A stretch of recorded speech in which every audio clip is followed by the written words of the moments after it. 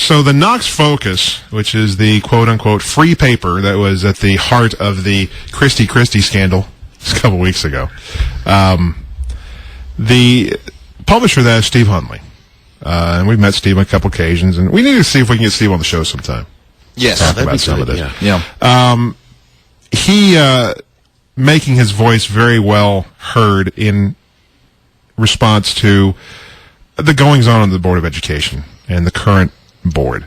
Basically saying that the current board is a rubber stamp board for Dr. McIntyre, and it pretty much is. And that they've basically kind of followed the McIntyre like a, quote, blind puppy. They don't follow their own rules. They just apply them to their opponents. They tried to punish Mike McMillan for actually obeying the state law. It's become a joke within a joke, some of the things they've done. And here's the thing that keeps striking me, as we look at some of the comments he's made about just the fact that overall people are just not satisfied with what they're seeing from the Board of Education. If you really like what's going on with the Board of Education right now and you think they're doing a great job and you want more of the same, then by all means, make sure that they get back in. The sad thing is when you look at all this stuff and you look at their actions, what they're really hoping for is they're hoping that the Knox County voter does what they've always done, on average, and that's basically become apathetic over it. Yeah, not show up to vote. They don't want you to show up to vote. They want you to just stand back and just say, "Oh, let it go on," and my vote doesn't count anyways. They want you to be apathetic because they want their normal 10% to come out and vote. That way, they know that 60% of that 10% will come out and vote for them. Yeah, they want their few hundred voters who always vote for them to come out and keep them in office. People like Christie and all the other people that they buddy up with. Yeah, fine examples like Christie. They want you to not care. They don't want you to care because they want things to be business as usual.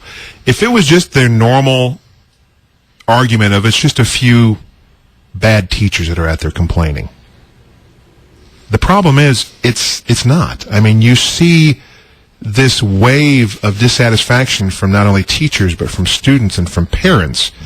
None of this is good. None of that's coming out of there has been good. It's just how you're able to kind of stand back and say, this is fine, business as usual is fine. When you have questions going on as to where money is being spent and how it's being spent, if it's actually reaching the classroom, which time and time again we're seeing it's not. People in the AJ building getting paid exorbitant salaries. Even down to the point of every time we have some sort of a public gathering of candidates, the incumbents don't feel the need to show up there because they don't want to face anyone who has a question for them. They don't want to be seen in the same room as their opponents. They don't feel a need to answer to you. None of it's good. If you're happy with the way things are going, then great. If you're not, then don't be silent anymore. Go early vote or go vote on the primary. Yeah, you got till Thursday. The biggest thing go do it today. Yeah. The biggest thing they keep pushing is graduation rates going up. Graduation rates going up. The problem is they don't say anything about preparation rates and how prepared graduating students are to go into higher learning or actually join the workforce. Those numbers are horrifying. And Steve Hundley at the Focus pointing it out very well. First District, 3% of the graduating students prepared to go into the college or join the workforce. 3%. That means 97% of the kids aren't prepared to go to college or to go into work. That's simply not acceptable. I'm sorry. Fourth District, only 23% of graduating students are prepared to go to college or join the workforce. Sixth District, 31% of Hardin Valley Academy students are prepared. 19% of graduating students at Carnes High School are prepared. 7th District, 12% preparation at Powell out of graduating students. 19% at Halls. 9th District, 12% of South Doyle. Overall, in the entire county, 21% of graduating students coming out of Knox County high schools are prepared to either go to college or join the workforce. That means that you're standing there with 79% of your kids in Knox County not prepared to even go anywhere beyond high school. If that's acceptable to you, then don't go make your voice heard. Don't do anything on Election Day. Don't do anything in early voting. If that's not acceptable to you, then quit allowing this Board of Education to rubber stamp everything that comes out of the AJ building. Graduation rates are great. Preparation rates are horrible.